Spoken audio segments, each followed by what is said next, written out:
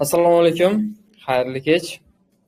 Do'stlar, yaxshimisizlar, salomatmisizlar? Charchamayapsizlarmi? Barchalarni jonli efirda ko'rib turganimdan juda ham xursandman. Xo'p. Demak, bugungi bo'ladigan mavzuyimiz juda ham bir muhim mavzu hisoblanadi va bugungi mavzuda biz sizlar bilan aynan o'sha bolalikdagi travmalar haqida gaplashamiz. Travmalar o'zi nima? Qachon, qanday vaziyatlarda paydo bo'ladi va bu travmalarni yechish uchun nima qilish kerak? Shular haqida sizlar bilan bugun batafsil inshaalloh suhbatlashamiz. Darsimiz o'rtacha 1 soat davom etadi. 1 soatdan kamroq bo'lishi mumkin, ko'proq bo'lishi mumkin, aniq bilmayman. Vaziyatga qaraymiz. Lekin o'ta ham muhim mavzu. Nima uchun? Qarang. Mana katta binolarni ko'rgansizlar. Masalan, 10 etaj, 20 etaj, 50 etajli binolar bo'ladi. Mana shu binolar tepasidan boshlab qurilib kelmaydi. Ya'ni biz birinchi 20-etajda birinchi tomni yopib, keyin pastki etajlarni qurmaymiz.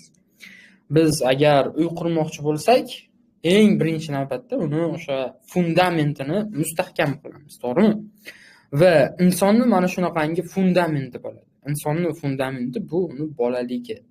Ya'ni bolalikda u ko'rgan hodisalar, voqealar, u eshitgan, u ko'rgan, u his qilgan emotsiyalar, so'zlar, gaplar, voqealar bular juda ham katta ahamiyatga ega. Va mana shu so'zlar, emotsiyalar, voqealar, holatlar agarda bir noto'g'ri muhitda bo'lsa, noto'g'ri insonlar orqali bo'ladigan bo'lsa, bular insonda travmalarni hosil qilib qoladi. Ya'ni travmalar bular nimalar? Travmalar bular aynan masalan miyadagi shunaqangi bir nima deydi? Shunaqangi o'xshash bir bo'shliqlar, miyamizdagi, tanamizdagi shunga o'xshash bir bo'shliqlar. Masalan, bu travmalarni biz qanaqa holatlarda ko'rishimiz mumkin? Masalan, hamma suhbatlashayotgan vaqtda inson o'zini fikrini gapirishdan qo'rqadi. Ya'ni o'zini fikrini, so'zlarini ochiq-oydin bir tushuntirishdan, gapirishdan qo'rqadi. Hammani oldidan qandaydir kuchli hayajon bo'ladi, kuchli qo'rquv bo'ladi va o'zini fikrini aytishdan qo'rqadi. Yana keyingisi bu qanday? Masalan, katta insonlarga o'zini fikrini tushuntirib bera olmaydi, shaxsiy chegara o'rnata olmaydi. Kim nima desa, hammani gapiga quloq solib ketaveradi. Juda bir sodda bo'lib qoladi. U insondan hamma foydalanadi. U inson hammaga ishonuvchan bo'lib qoladi. Umuman o'zini hayotini, qonunlarini, qoidalarini umuman unutib qo'yadi, bilmay qoladi. Va natijada bu inson hayotning juda ham ko'plab qonunlarini buzganligi sababli o'zidagi travmalarni tushunmasdan, anglamasdan, ularni bir to'g'rilashga harakat qilmaganligi sababli u inson hayotida juda ham ko'plab muammolar yuzaga keladi.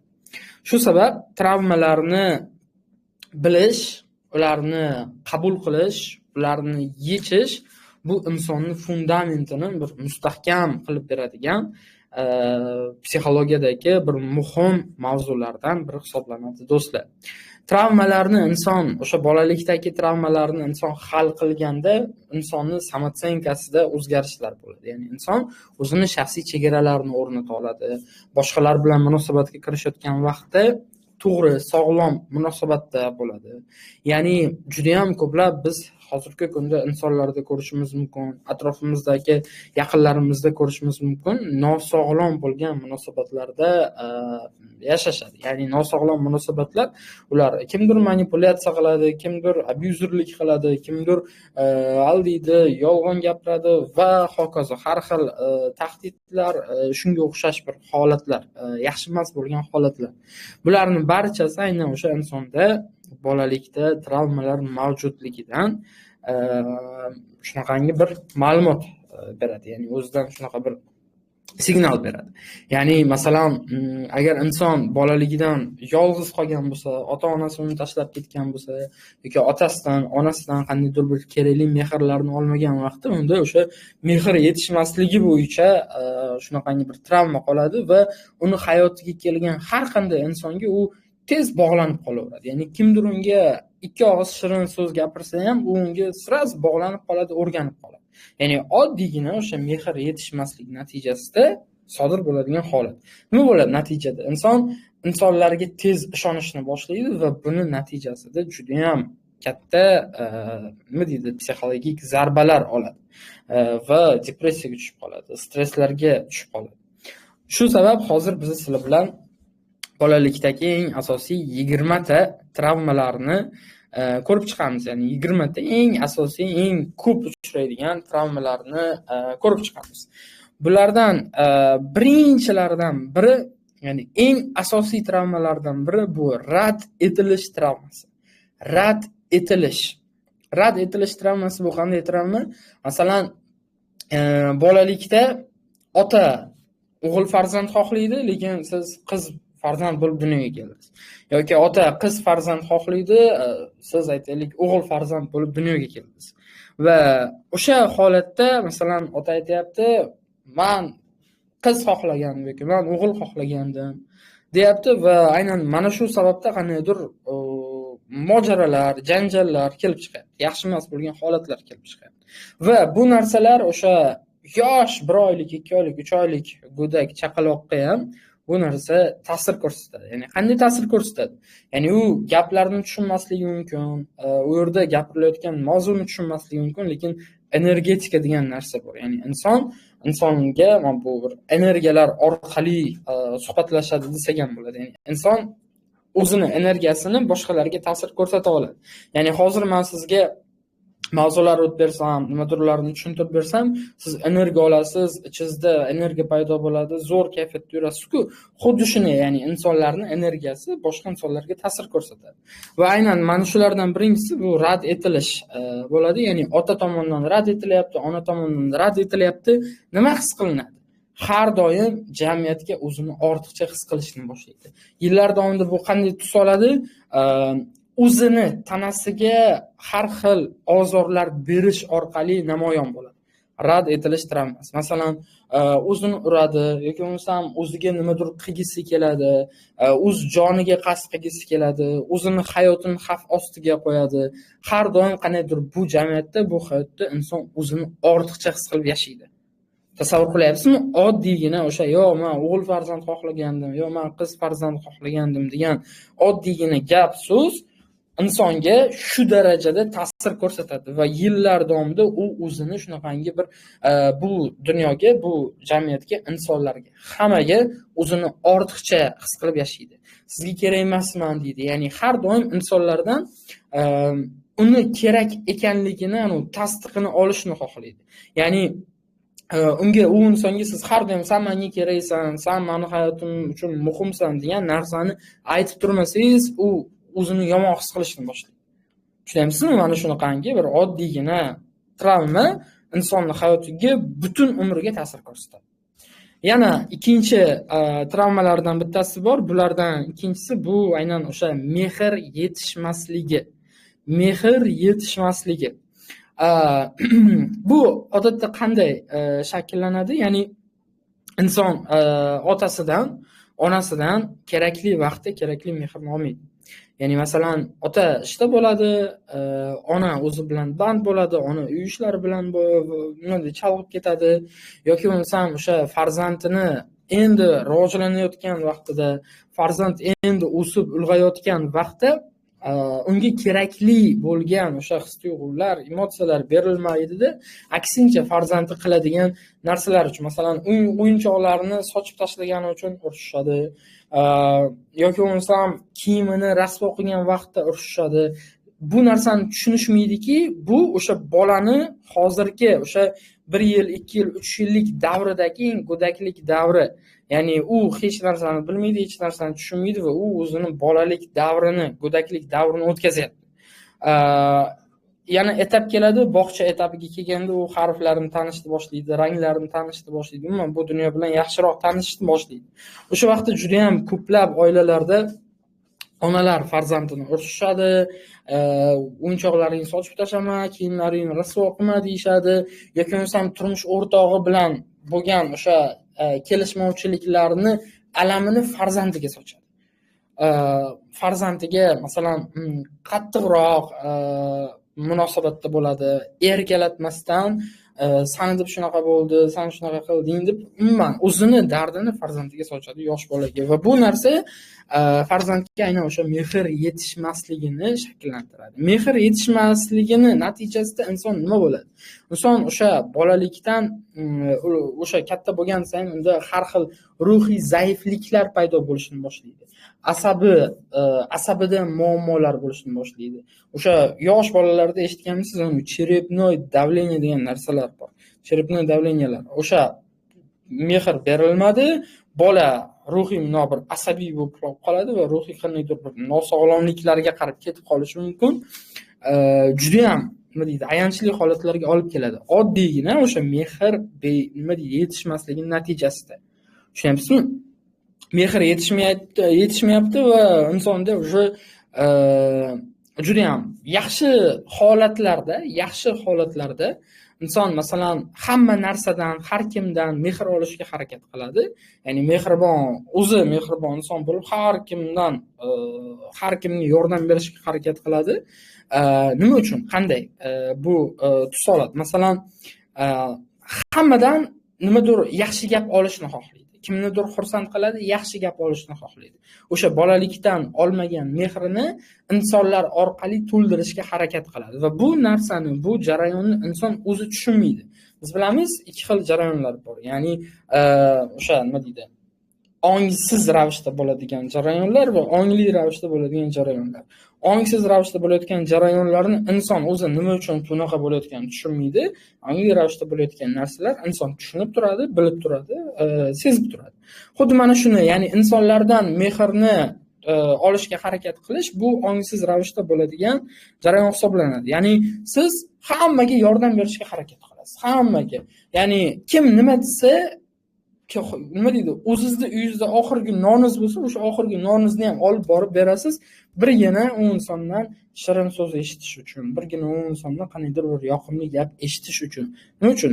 Mehrini, o'sha nima deydi, mehr bulog'ini bir to'ldirish uchun. Tushunyapsizmi? Yomon holatlarda qanday bo'ladi? Yomon holatlarda inson asabiy bo'ladi, hammaga, butun dunyoga, o'sha dunyodagi jamiki insonlarga faqat nafratini sochadi. Insonlarni yomon ko'radi, jamiyatni yomon ko'radi, hammani yomon ko'radi. Hech kim bilan gaplashgisi kelmaydi. O'zini qobig'iga yashirinib oladi. Ya'ni juda jahldor bo'ladi, juda asabiy bo'lib qoladi. Shu sabab o'sha mehr yetishmasligini, o'sha oqibatlarini yaxshilab tushunib olib, farzandlarga vaqtida kerakli mehrni berish kerak. Keyingi o'sha yana bir travmalardan bittasi bu qattiq tanqid. Ya'ni doimiy tanbehlar, doimiy ayb izlashlar insonni qanaydir ma'noda harakat qilmaydigan insonga aylantirib qo'yadi. Ya'ni farzandingiz rasm chizdida 4 baho olib keldi. Siz uni urishdingiz. Nega 4 baho olding? 5 olishing kerak, sen a'lochi bo'lishing kerak. Boshqa qilib siz yaxshi ma'noda urishdingiz. Lekin u farzand bu uchun u tanqid, ya'ni u hali mana bu tanqid unga foyda berishini, uni o'stirishini tushunmaydi. Bu narsaga hali aqli yetmaydi.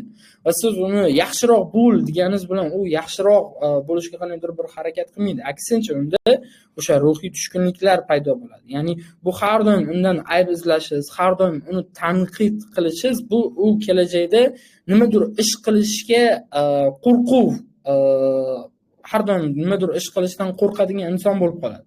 Ya'ni biznes boshlay olmaydi yoki o'zini karyerasini boshlay olmaydi. Umuman nimadir harakat qila olmaydiki, sababi unda qo'rquv bo'ladi. Hozir xato qilib qo'ysam, meni urishadi. Xato qilsam, menga jazolashadi. Xato qilsam, mendan yomon ko'rishadi degan ma'noda qo'rquvlar shakllanib qoladi. Tushunyapsizmi? Dars bu nima deydi? Gapirayotganim tushunarli bo'lyaptimi sizga? Ya'ni o'zingizni qaysidir bir xatolaringizni, o'zingizdagi o'sha mana shu travmalarni ko'ra olayapsizmi? Iltimos rahmatulloh botga yozib yuboring. Tushunarli bo'lyaptimi?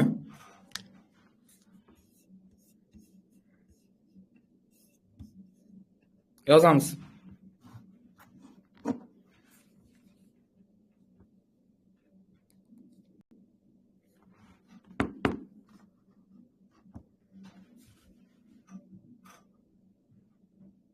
Aha, yaxshi.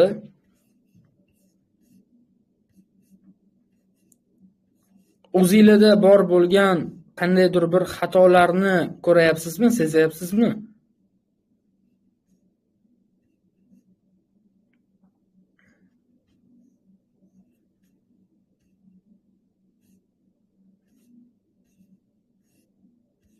Mhm. Yaxshi.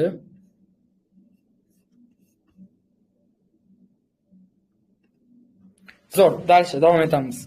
Keyingisi e, yana shunga o'xshash, tanqidga o'xshash yana bitta travma bor. Bu qo'rqitish.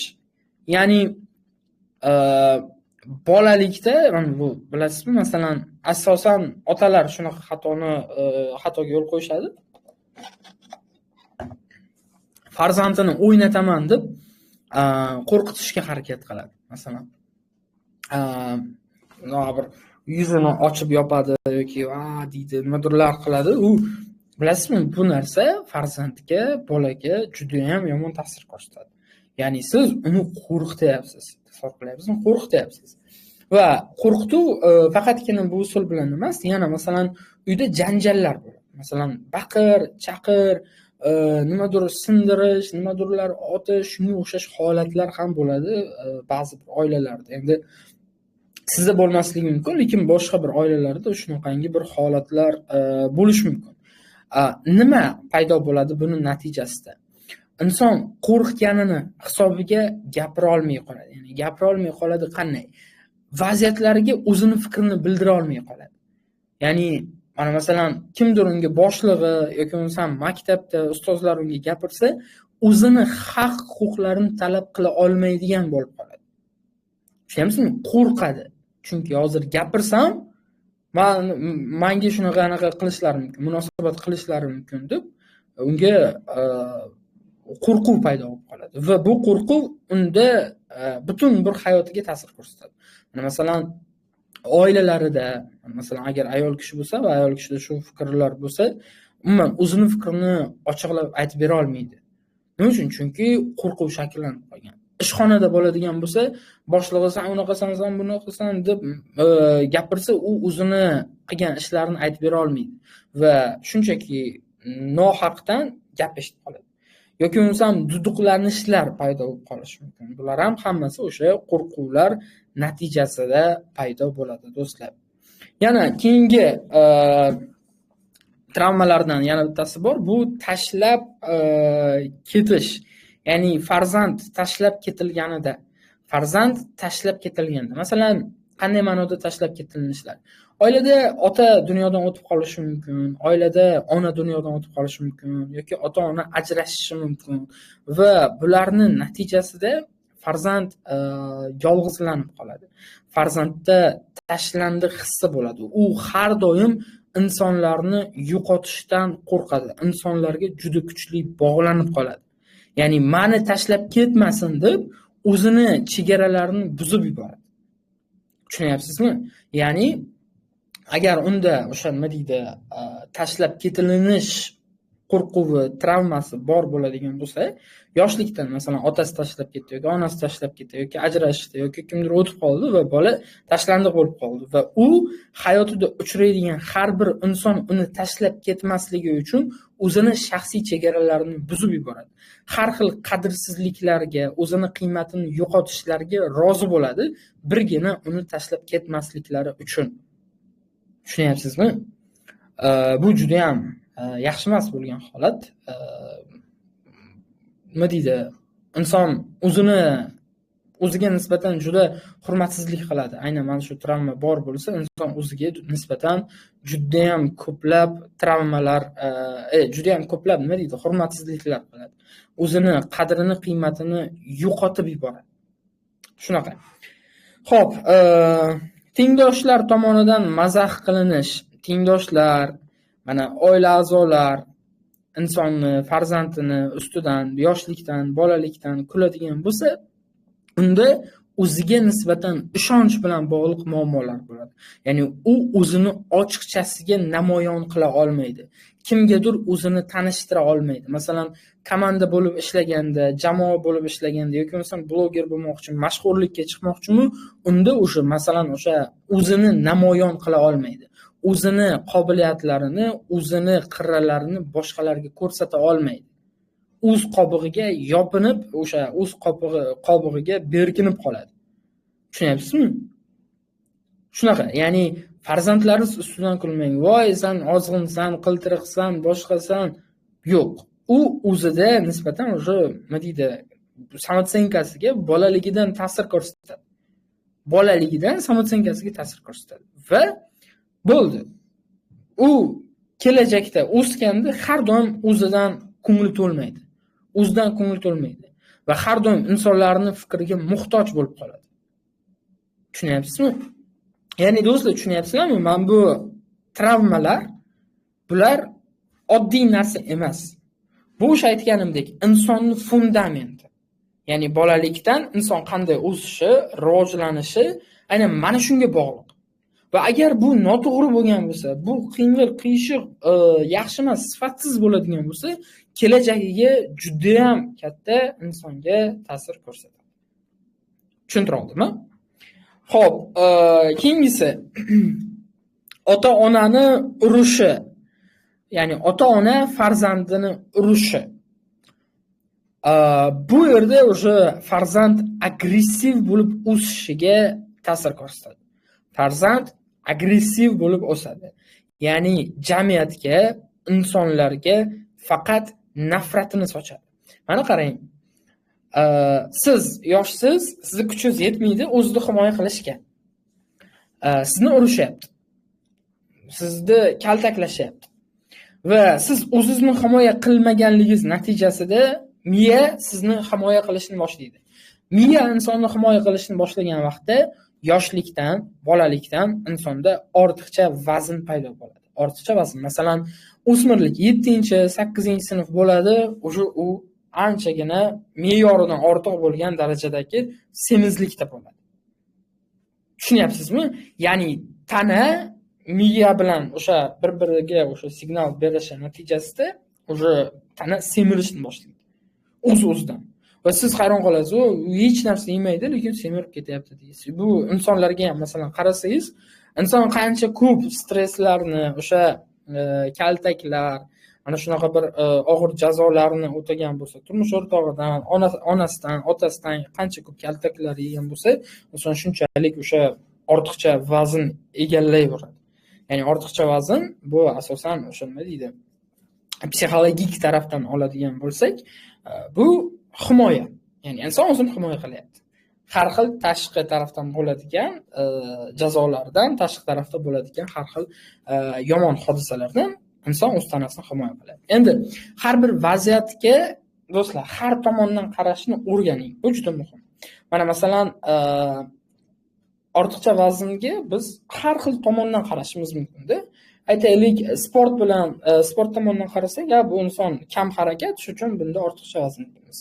Ovqatlanish, o'sha dietologiya tarafdan qarasak, bu demak noto'g'ri ovqatlanyapti, shuning uchun bu semiz deymiz.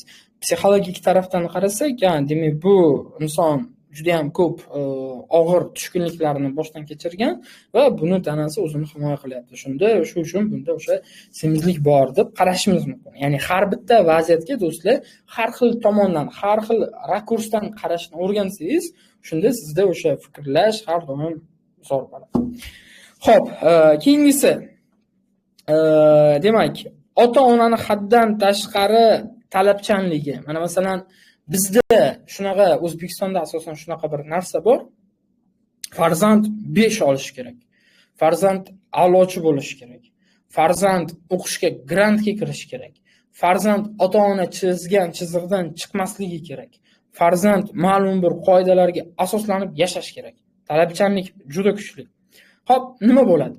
Nima bo'ladi buning natijasida? Farzandda perfeksionistlik shunaqa shakllanib ketadiki, u hech qanday harakatni qila olmaydi. Ya'ni u har doim mukammal bo'lishga intiladi, mukammal bo'lishga harakat qiladi va natijada o'zidan ko'ngli to'lmaganligi natijasida doimiy tushkunlikda, doimiy stressda, doimiy depressiyada bo'ladi. Tushuntira oldimmi? Ya'ni masalan, men yaxshi qila olmayapman-da, shu zo'r qila olmayapman deb ichidan o'zini yemiradi va stressda, depressiyada bo'ladi har doim. Shunaqa. Keyingisi jismoniy zo'ravonliklar. Ya'ni maktabda uni pulini kimdir tortib olishi yoki kimdir uni narsalarini olib olishi, nima deydi, yoki bo'lmasam akasi, opasi unga aytaylik urib, nima deydi, kaltaklab biror bir ishlarni qildirishi, bu unda o'sha zo'ravonlikka sabab bo'ladi va natijada inson o'zini bu shaxsiy chegaralarini himoya qila olmaydi. Shaxsiy chegaralarini himoya qilishdan qo'rqadi. Ya'ni har doim kim nima desa qilib ketadi. Nima ish bersa unga qilishni boshlaydi. Nima uchun? Chunki qo'rqadi. Agar qilmasam, meni urishadi, menga yomon, tanam og'riydi, jonim og'riydi deb kim unga nima ish buyursa qilib ketadi. Va natijada bunaqangi insonlar hayotda davomida o'zini missiyasini, o'zini yo'lini, o'zini yo'nalishini topa olmay, har doim butun umr boshqalarga xizmat qilish bilan yashab o'tadi. Shunaqa. Keyingisi yolg'iz qolish va farzandga nisbatan o'sha nima deydi? E'tiborsizlik. Farzandni yolg'iz qoldirish, farzandga e'tibor qilmaslik, natijada farzandda har doim yolg'izlik hissi bo'ladi va bu his juda yomon his. Bu haligi nima deydi? Suitsidga o'xshaydi. Ya'ni farzandda agar insonda yolg'izlik hissi bo'lsa, o'zini qaniydir yolg'iz his qiladigan bo'lsa, bu xuddi uni keraksiz his qilishga o'xshaydi. Ya'ni yolg'iz qolganda o'zini juda yomon his qiladi va o'zini jamiyatga, insonlarga keraksizdek his qiladi. Va bu holatda u o'zini tanasiga har xil nima deydi, yomon bo'lgan narsalarni qilishni boshlaydi. Masalan, qo'lini kesish mumkin, o'zini nima deydi, o'zini tashlashga harakat qilish mumkin. Umuman o'zini keraksiz, yolg'iz hisoblaydi. Keyin kattalar rolini o'z zimmasiga olish, bu o'sha nima deydi, farzand bolaligidan katta insonga aylanib qolishiga ta'sir ko'rsatadi va bu narsa insonda bo'shliq hosil qiladi.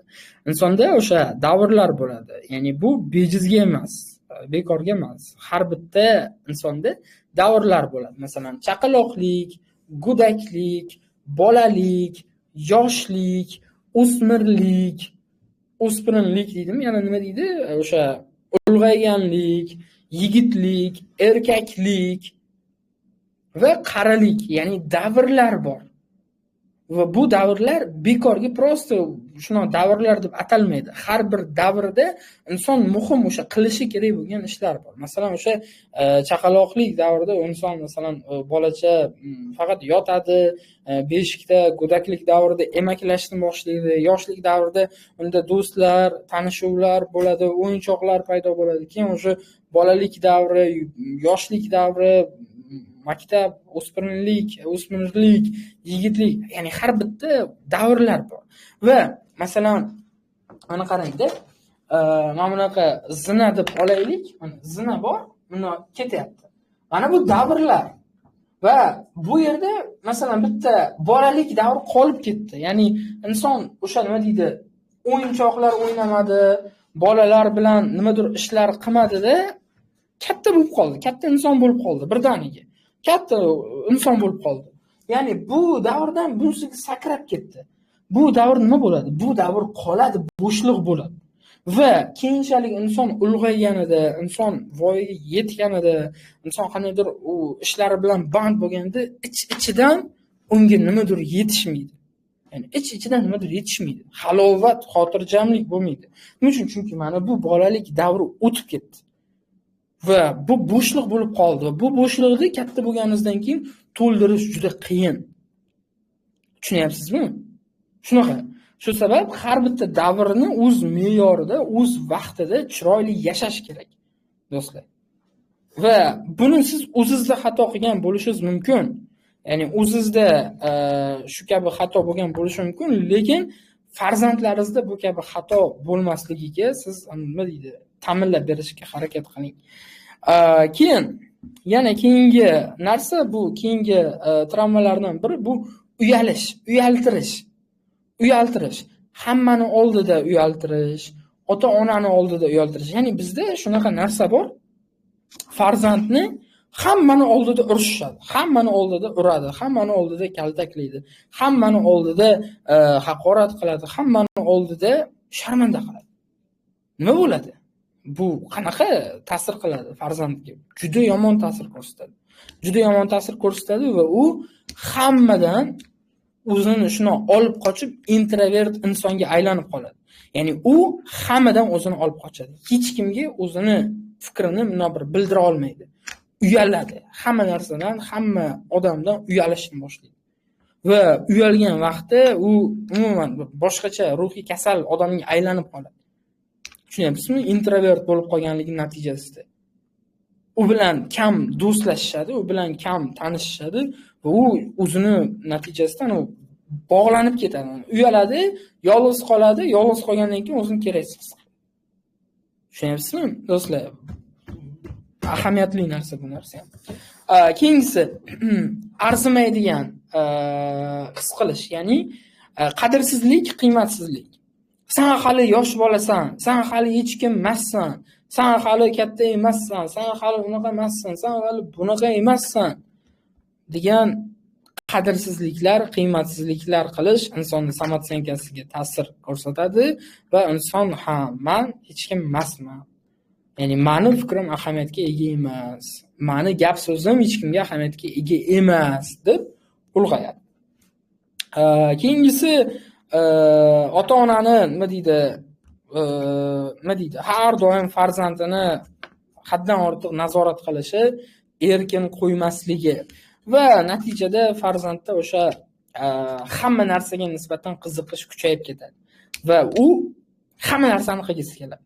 Ya'ni qarang, agar siz farzandingizga mana telefonni har kuni berib tursangizda,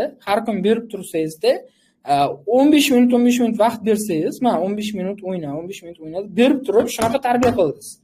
Va u buni nima ekanligini biladi, tushunadi. Va haddan ortiq bunga qiziqish bo'lib ketmaydi. Endi siz umuman bu narsani bermadingiz. Tegma, olma, qilma, teginma dedingiz. Cheklov qo'ydingiz. Unda nima bo'ladi? Bu narsaga haddan ortiq qiziqish paydo bo'ladi. Va u qandaydir yo'l bilan bo'lsa ham bu narsaga erishib, bu narsaga juda ham boshi bilan sho'ng'ib ketadi. Juda ham qattiq qiziqib ketadi. Tushundingizmi? Ya'ni farzandingizga aytaylik, PlayStation bormi, jo'ralaring bilan yurma, unaqa qilma, bunaqa qilma, haddan ortiq qattiq nazorat qildingiz, farzand o'sha qochib ketgisi keladi, uydan qochib ketgisi keladi. Sizdan yashirincha narsalar qilgisi keladi.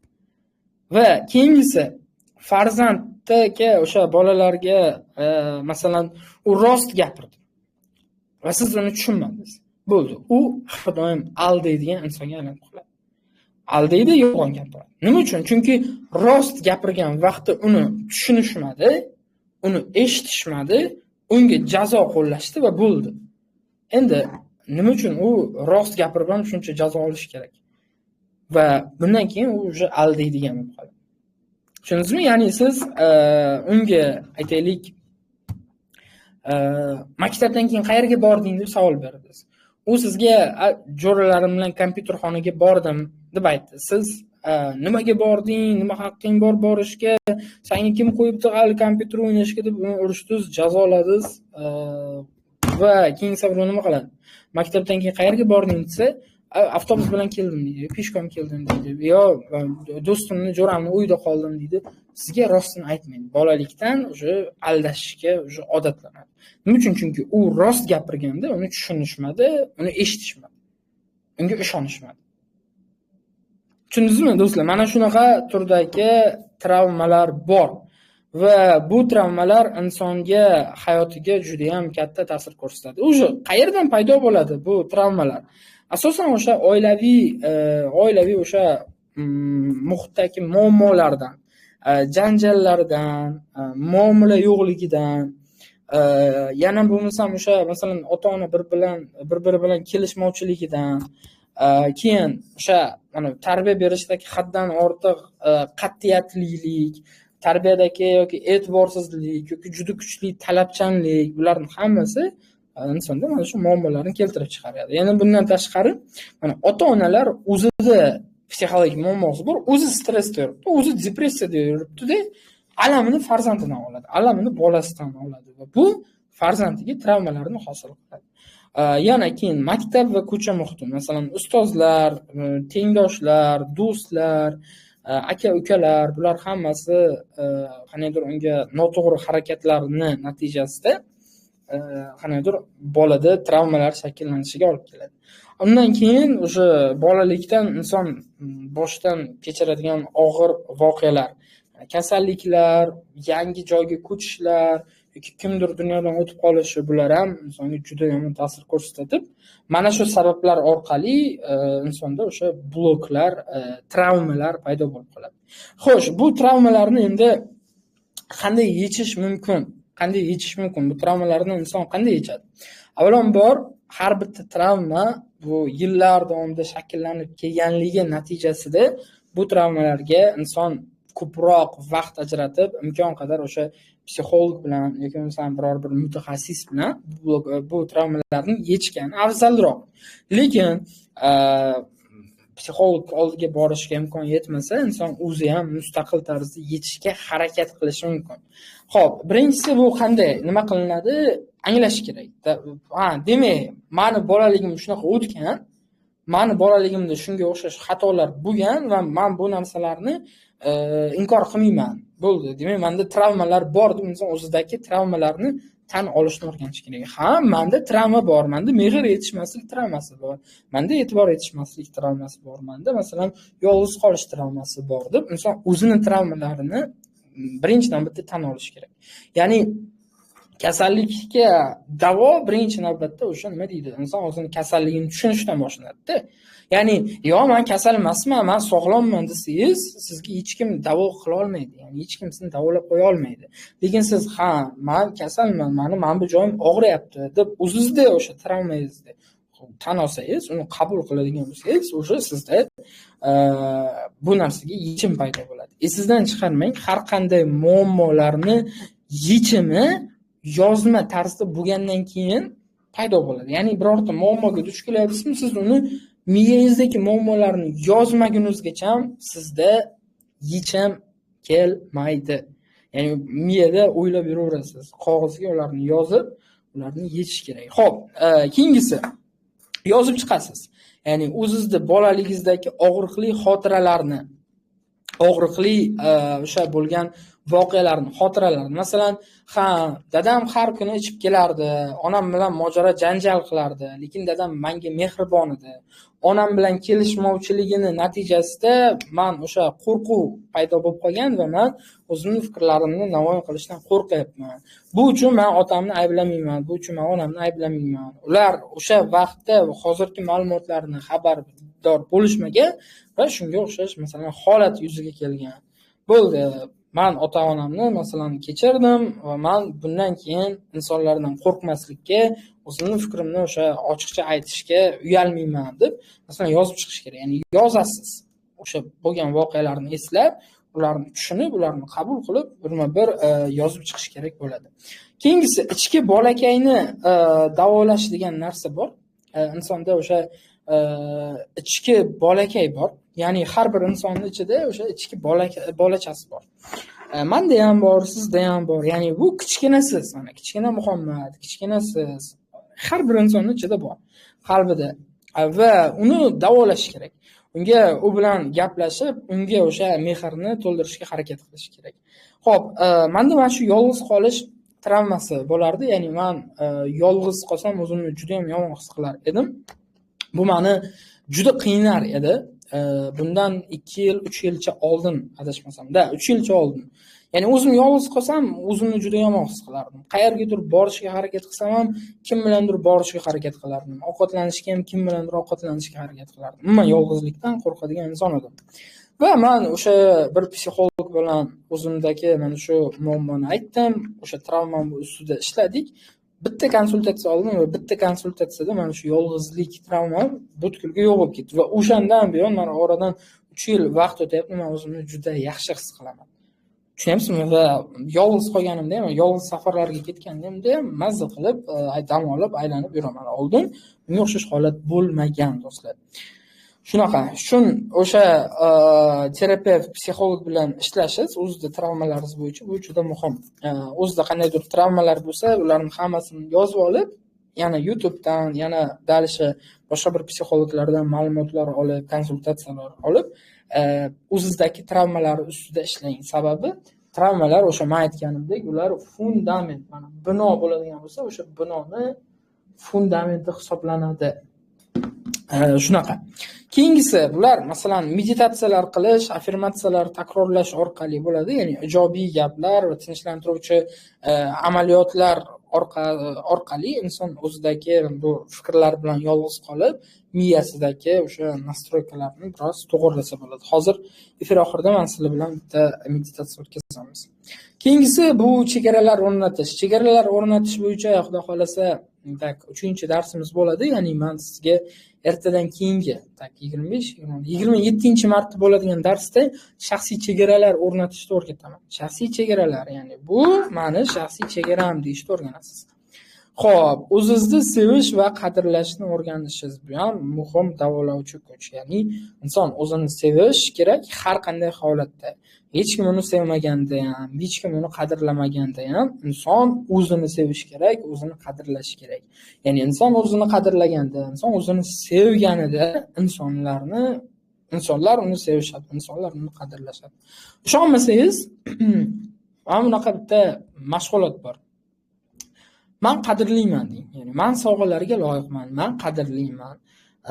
Meni hamma yaxshi ko'radi, men qiymatliman, men sevimliman deb har kun takrorlang. 10 kun davomida. Ertalab, kechqurun takrorlang. Va mana shu 10 kun ichida shunaqa hamma sizga e'tibor qiladi, hamma sizga sovg'alar beradi, hamma sizga yaxshi munosabatda bo'ladi. Hammasini ergalatib, "Voy, asalim, shakarim, jonim" deb e'tibor berishadi. Mana shu mashg'ulotni o'zingizga qilib ko'ring va buni keyin muntazam ravishda sinab ko'ring o'zingizda. Xo'p, keyingisi kechirish, ya'ni o'tmishda og'riq bergan insonlarni kechirish, ular bilan aloqani uzish majburiy emas, lekin ularni kechirib, ularni qo'yib olish kerak. Va shunda o'sha siz ancha yengil tortasiz. Tushuntira oldimmi? Xo'sh, travmalar va ularga bo'ladigan yechim sizga tushunarli bo'ldimi, do'stlar? Qalay? Yoqdimi dars?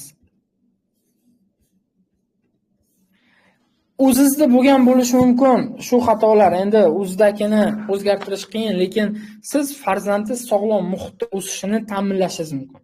Ya'ni farzandingiz sog'lom muhitda, chiroyli tarbiya bilan o'sishini siz ta'minlashingiz mumkin-da. Shuning uchun bu hozirgi aytganlarimga juda ham katta ahamiyat bering.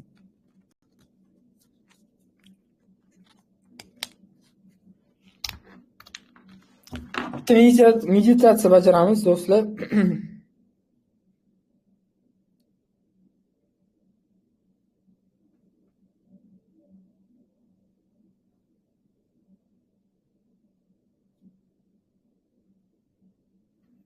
Ko'zlarni yumamiz.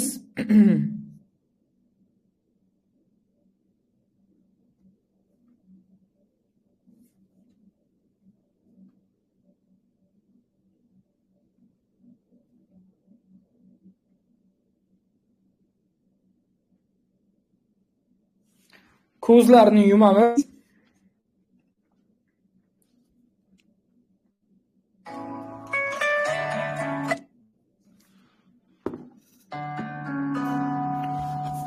Hamma ko'zini yumsin.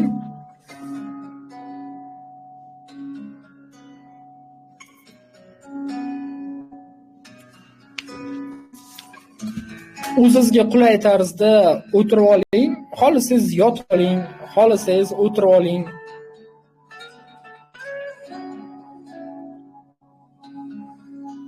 Ko'z yumamiz, chuqur nafas olamiz. Burun bilan chuqur nafas olamiz. Va nafasni chiqaramiz.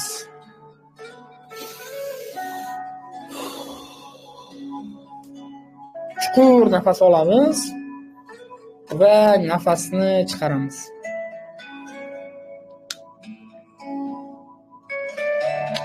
butun diqqatimiz, e'tiborini yurak urishimizga qaratamiz. Yuragimiz urayotganini his qilishimiz kerak.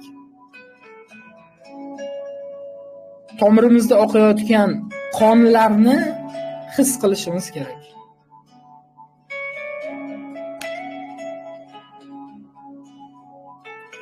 Har nafas olayotgan vaqtingizda tanangizdan o'sha og'irliklar, zo'riqishlar, og'riqlar chiqib ketayotganini his qiling.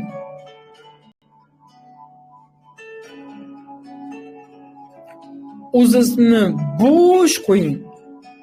Xuddi uxlab qoladigan darajada o'zingizni juda ham yengil va juda ham bo'sh qo'ying.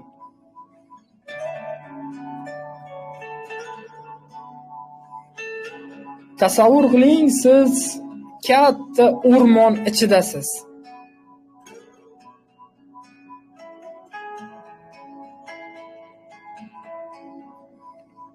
Daraxtlar ko'p bo'lgan katta o'rmonni ichidasiz.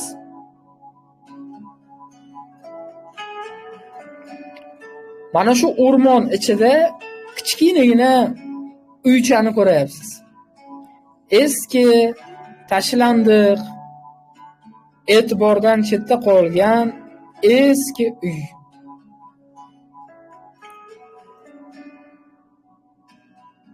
Uyga yaqinlashing. Uyga kiring.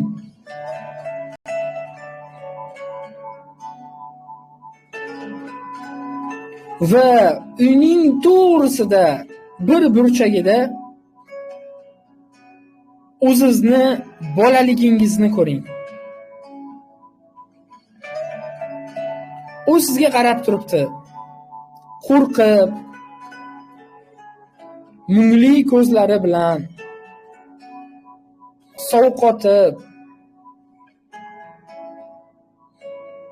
sizga muhtoj bo'lib, bir chekkada turibdi.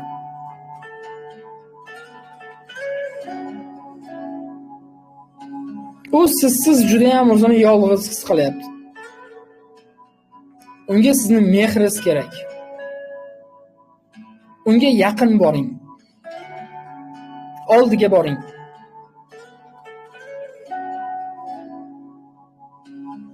Va ayting: men seni ko'ryapman. Men endi shu yerdaman. Sen endi yolg'iz emassan.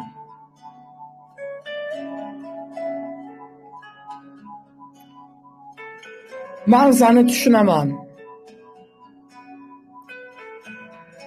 Sen his qilgan his-tuyg'ular haqiqatdan ham og'riqli bo'lgan. Seni sevaman. Seni o'zim himoya qilaman. Men senga o'zim g'amxo'rlik qilaman. Endi sen xavfsiz joydasan, chunki yoningda men borman. Hamisha, har doim sen bilan birga bo'laman.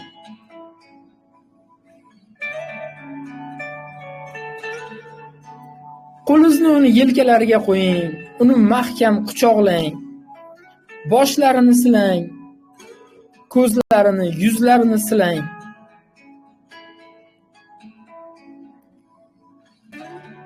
Tasavvur qiling, u sizdan kuch olayapti.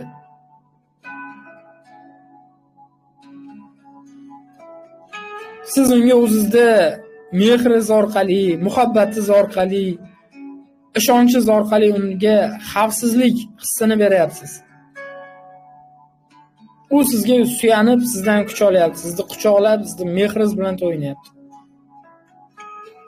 Shunchaki uni yonida bo'lishingiz uni davolaydi, unga katta kuch beradi. Mahkam uni quchoqlang va ayting: men seni hech qachon tashlab ketmayman. Qachon istasang, men sen bilan birgaman. Senga nima kerak bo'lsa har doim olib beraman. Seni juda ham qattiq sevaman. Sen menga keraksan. Sen men uchun muhimsan.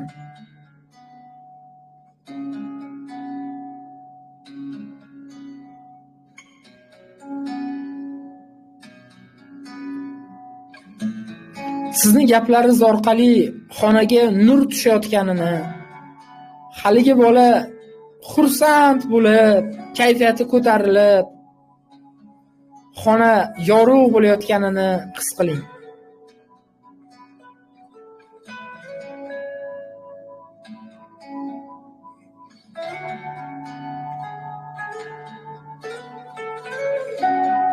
Uni mahkam quchoqlang. Va u sizni bilan birga birlashib ketsin. Uni shunday mahkam quchoqlangki, u sizni ichingizga o'tsin.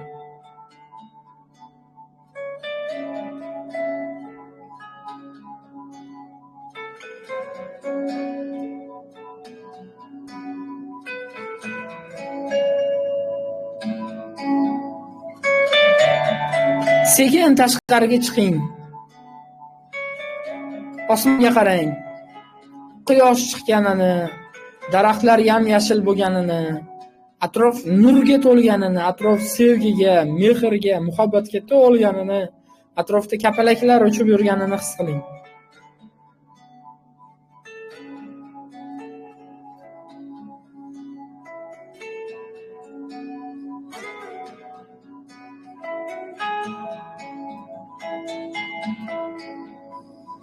Chuqur nafas oling.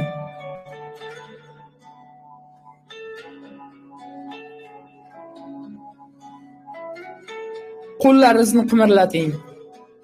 Barmoqlaringizni, oyog'ingizni uchini qimirlating va chuqur nafas olib, ko'zlaringizni oching.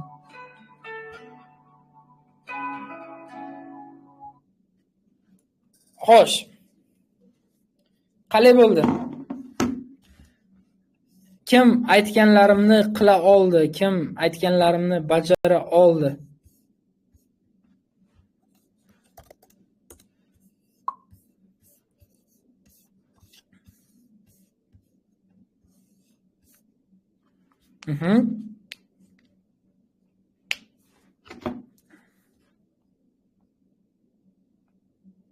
Qalay bo'ldi?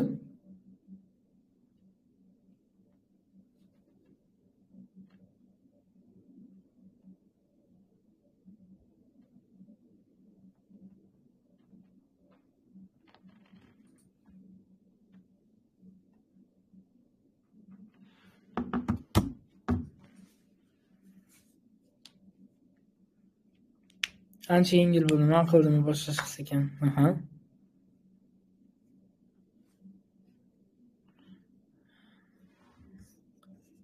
Men qilib oldim ham. Kim o'sha bolachani tasavvur qila oldi to'liq?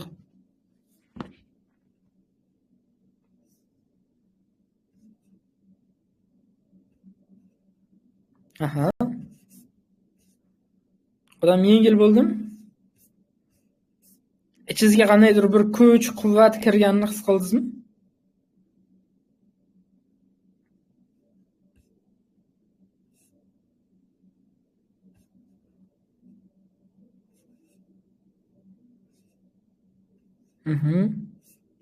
Yaxshi, молодец. Demak, biz hozir bolalikka qaytdik va bolalikka o'sha aytilmagan mehrlarni berishga harakat qildik. Bu meditatsiyani o'zi har kun qilish kerak, 40 kun davomida. 40 kun davomida har kun qilish kerak, shunda bolalik mehr bilan to'yinadi. Juda ham zo'r meditatsiya. O'zingiz yolg'iz qolgan vaqtingizda ham qilishga harakat qilib ko'ring. Juda yaxshi ishlaydi. Shunaqa. Xo'p, demak, sizga men bugun shularni tushuntirmoqchi edim. O'zi travmalar haqida ma'lumot bermoqchi edim. O'zi qalay, mavzu yoqdimi? Har safar pul haqida gapirdik, lekin puldan ham keyingi bo'lgan muhim bilimlar bor, mavzular bor. Ularni ham bo'lishay sizga deb aytdim. Yoqdimi? Foydali bo'ldimi?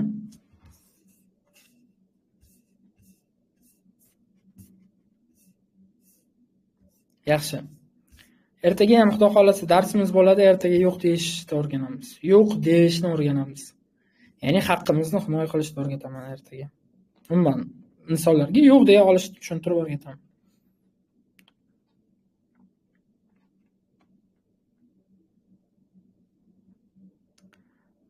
Rahmat hammaga. Sog' bo'linglar, salomat bo'linglar, charchamanglar. Paka-paka.